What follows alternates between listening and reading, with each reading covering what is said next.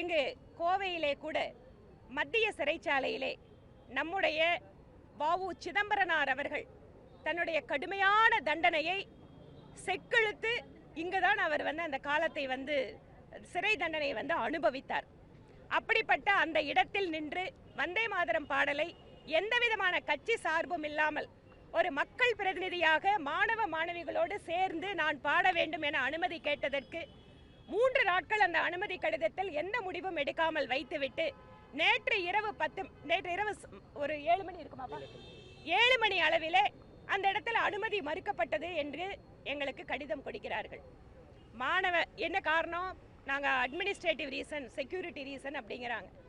150 மாணவ மாணவிகள் வந்தே மாதரம் பாடலை பாடுறதுல என்ன பாதுகாப்பு பிரச்சனை இருக்க முடியும்? நிர்வாக காரணம் என்ன இருக்க முடியும்? வேண்டுமென்றே திராவிட முன்னேற்ற கழக அரசு தேசபக்தியை வளர்க்கின்ற செயல்களை யார் செய்தாலும் அவர்கள் மீது தடை விதிக்கிறது, மறைமுகமாக அழுத்தம் கொடுக்கிறது. இப்போது கூட இங்கு வ.உ. சிதம்பரனார் அவர்கள் சிலைக்கு மாலை அணிவித்து விட்டு அவர்களோட இடத்துல மாணவ மாணவிகளோடு சேர்ந்து பாடணும்னு கேட்டப்போ மாணவ மாணவிகளை கொண்டு வரக்க அனுமதி இல்லை அப்படின்னு ஜனநாயகத்திற்கு விரோதமாக ஒரு ஆர்டர் போடுறாங்க. ஆனாலும் கூட தேசபக்த சகோதர சகோதரிகள் எங்கள் அத்தனை பேரும் தேசிய கொடியை எடுத்துக்கொண்டு முழுமையாக வந்தே மாதரம் பாடலை நாங்கள் இசைத்திருக்கிறோம். திரு ஸ்டாலின் அவர்களே, நீங்கள் என்ன முட்டுக்கட்டை போட்டாலும் தமிழகம் எப்போதும் தேசியத்தின் பக்கம்தான் நிற்க போகிறது. இங்கு இருக்கக்கூடியவர்கள் அத்தனை பேரும் தேசபக்தர்களாகத்தான் இருந்து கொண்டிருக்கிறார்கள். இதை உங்களுடைய உத்தரவின் காரணமாக மாற்ற முடியாது என்று தெரிவித்துக் கொள்கிறோம். இப்போது ஒரு இடத்துல வந்தே மாதரம் பாடலை பாடுறதுக்கு எங்களுக்கு அனுமதி மறுத்தீங்க.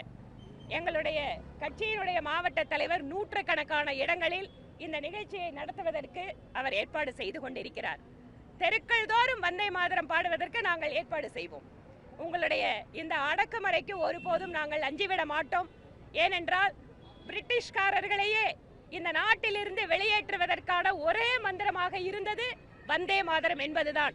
இந்த வந்தே மாதரத்தின் வாயிலாக நீங்கள் அதற்கு தடை செய்ய நினைத்தால் இந்த ஒற்றை வார்த்தையே உங்களை வீட்டுக்கு அனுப்புவதற்கு தேசபக்தர்கள் முடிவு செய்வார்கள் என்பதையும் இந்த நேரத்தில் தெரிவித்துக் கொள்கிறோம்.